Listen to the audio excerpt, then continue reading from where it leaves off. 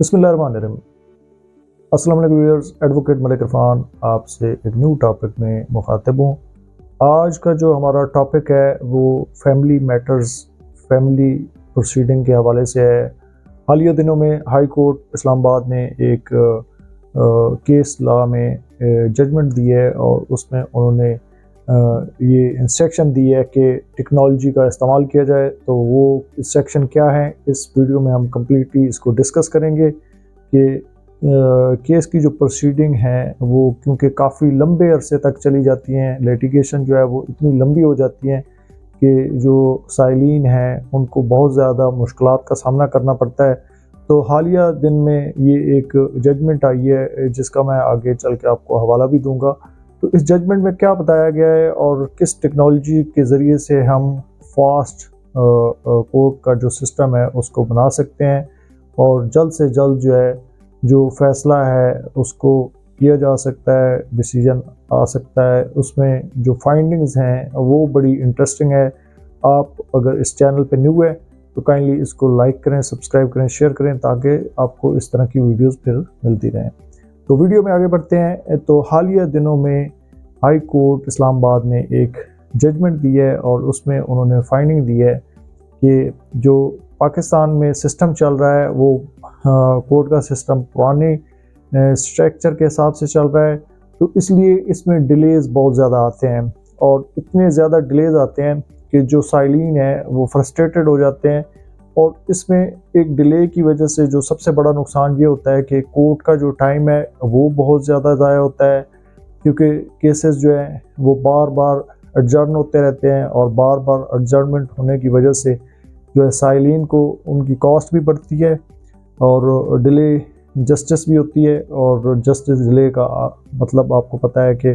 Justice denied है और ये एक जो लॉ की टर्मिनोलॉजी में ये बड़ी एक अहम कोटेशन है कि जस्टिस डिले जस्टिस डिनाइड। तो इस वजह से जो फैमिली का मैटर गया है हाई कोर्ट में तो उन्होंने फाइंडिंग दी है कि टेक्नोलॉजी का इस्तेमाल किया जाए और एक डिटेल जजमेंट है और ये जजमेंट नंबर है PLJ 2025 इस्लामाबाद 6/2024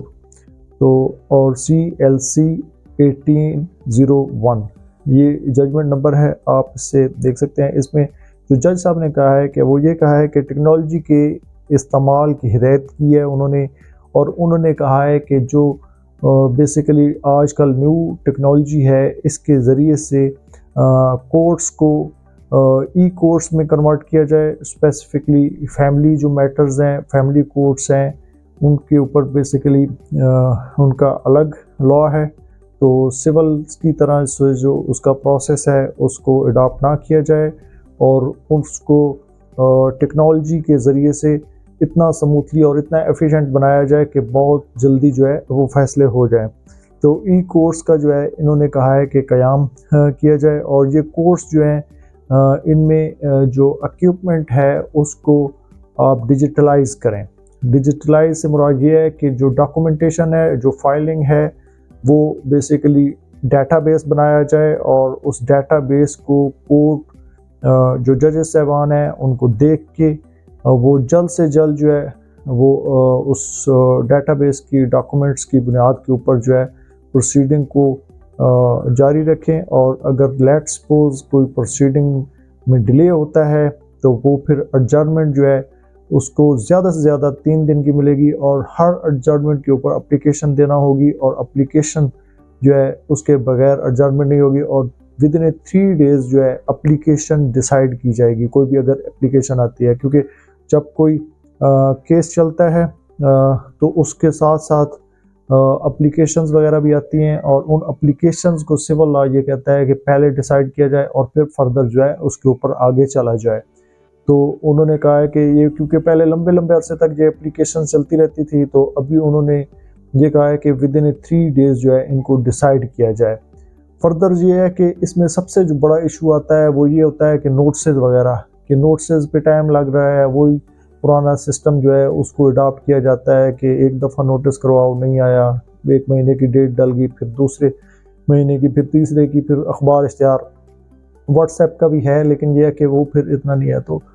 جو اس میں یہ کہا گیا ہے کہ نوٹسز کو ہے وہ آپ ٹیکنالوجی کا استعمال کریں ڈائریکٹلی اور انہی کو کنسیڈر کریں، اور تاکہ یہ ہے کہ زیادہ سے زیادہ جلدی جو ہے یہ اس میں معاملات وغیرہ ریزالو کیے جا سکیں۔ تو اس میں فردر انہوں نے یہ کہا ہے کہ جو فائلنگ کا نظام ہے وہ دستاویزات کو جو ہے ای فائلنگ کے ذریعے سے سسٹم کے اوپر منتقل کیا جائے اور تمام کو ڈیجیٹلائز کیا جائے تاکہ یہ ساری چیزیں جو ہے ججز کو دستیاب ہوں۔ اچھا، جو فیملی میٹرز ہیں ان میں کیونکہ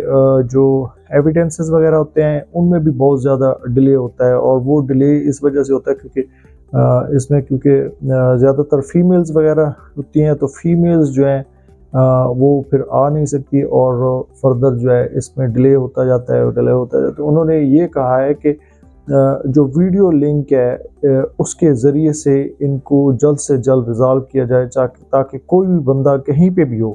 تو وہ اپنے ایویڈنس وغیرہ کروا سکے اور اس کو تاکہ جلدی سے جلدی جو ہے میٹر کو ریزالو کیا جائے۔ تو یہ مطلب جو انہوں نے سجیشنز دیے ہیں اور یہ جو انہوں نے انسٹرکشن دیے ہیں یہ بڑی ویلیویبل ہیں۔ اگر اس طرح سے کورس چلیں تو یہ جو معاملات ہیں اور ہمارے جو ڈاکومنٹس وغیرہ کی وجہ سے کیسز پینڈنگ ہو جاتے ہیں تو یہ بہت جلدی جو ہے ریزالو ہو جائیں۔ تو آگے پھر انہوں نے کہا ہے کہ تحریری بیان داخل کرنے کی مدت جو ہے وہ فیملی کورٹ میں صرف اور صرف جو ہے 15 ڈیز کی ہے، مطلب جو جواب دعویٰ ہے وہ 15 ڈیز میں آنا چاہیے۔ موسٹلی یہ ہوتا ہے کہ 13 ڈیز لا میں جو سول لا میں دیا گیا ہے وہ 13 ڈیز کا ٹائم دیا گیا ہے، بٹ انہوں نے کہا ہے کہ 15 ڈیز جو ہے کیونکہ فیملی لا ایک الگ لا ہے تو اس کو 15 ڈیز میں جواب آنا چاہیے۔ تو باقی یہ ہے کہ جو درخواستیں ہیں وہ جلد سے جلد نمٹائی جائیں، اور فیصلے جو تاخیر کرنے والے ججز ہیں ان کی بھی جو ہے بات پرس ہوگی کہ یہ فیصلے کس وجہ سے ڈیلے ہو رہے ہیں اور ان کے پیچھے کیا ریزنز ہیں، ان کو باقاعدہ سالڈ ریزن بتانا ہوگی۔ اگر نہیں بتائیں گے تو ان کی اس میں بات گشت ہوگی اور ان سے پوچھا جائے گا کہ یہ ان کی وجہ کیا ہے۔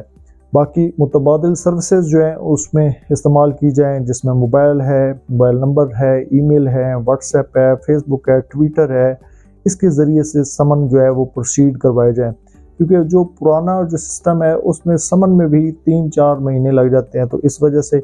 جو ڈیلے ہوتا ہے اور پھر جو پرابلمز ہوتی ہیں ان کو جو ہے وہ پھر کاؤنٹر نہیں کیا جا سکتا۔ آگے پھر فیملی کیسز میں انہوں نے ایک بہت اچھی چیز دی ہے کہ ویڈیو لنک جو ہے اس کے ذریعے سے بیان وغیرہ کروائے جائیں، ایون دو کہ اگر کوئی وکیل پیش نہیں ہو سکتا، اگر کوئی سائل پیش نہیں ہو سکتا تو ویڈیو لنک کے ذریعے سے وہ پروسیڈنگ کو کمپلیٹ کیا جائے اور اس کو جلد سے جلد فیصلہ نمٹایا جائے۔ اس میں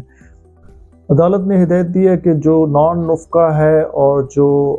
کفالت کا معاملہ ہے اس کو جلد سے جلد جو ہے ریزالو کیا جائے، تاکہ یہ ہے کہ جو ڈیلے ہے اس میں نہ آئے اور بچوں کے فیوچر کو مسئلہ نہ ہو، تاکہ یہ والے جو میٹرز ہیں یہ پرائورٹی بیس کے اوپر حل کیے جائیں۔ آگے جو میٹر ہے میاں اور بیوی کے درمیان اور بچوں کے درمیان کفالت کا معاملہ ہو گیا، کسٹڈی جس کو ہم کہتے ہیں، اور اس کے علاوہ جو مینٹیننس جو خرچے کا معاملہ ہوتا ہے، اور اس کے علاوہ ان کا جو آپس میں ریزولوشن ہے اس کو ریزالو کرنے کے لیے ایک سائیکالوجسٹ جو ہے اس کو بھی ہائر کیا جائے ان کے میٹر میں، تاکہ یہ ہے کہ وہ اس کو اچھے طریقے سے ان کے میٹر کو سمجھ سکے اور ان کو بتائے کہ ان پرابلم کا سلوشن کیا ہے، کیونکہ یہ جو پرابلمز ہوتی ہیں یہ بڑی کمپلیکس ہوتی ہیں اور ان کی سمجھ نہیں آ رہی ہوتی، تو ایک ماہر سائیکالوجسٹ جو ہے اس میں وہ اچھی فائنڈنگ دے سکتا ہے اور ان کے میٹر کو ریزالو کر سکتا ہے۔ تو یہ بڑی خوش عین چیز ہے کہ اگر ایک سائیکالوجسٹ آ کے یہاں پہ وکیلوں کو بھی ساتھ لے کے اور ان دو جو میاں بیوی ہیں اور ان سب کو ساتھ لے کے، ان کے جو فیملیز ممبرز ہیں ان کو سب کو ساتھ لے کے اگر ان کی جو پرابلم ہے اس کا وہ سلوشن بتا دے تو کافی حد تک یہ معاملات ادھر ہی ختم ہو جاتے ہیں۔ اور میں نے خود اپنی پریکٹس میں بھی دیکھا ہے کہ بہت سارے لائرز اور جو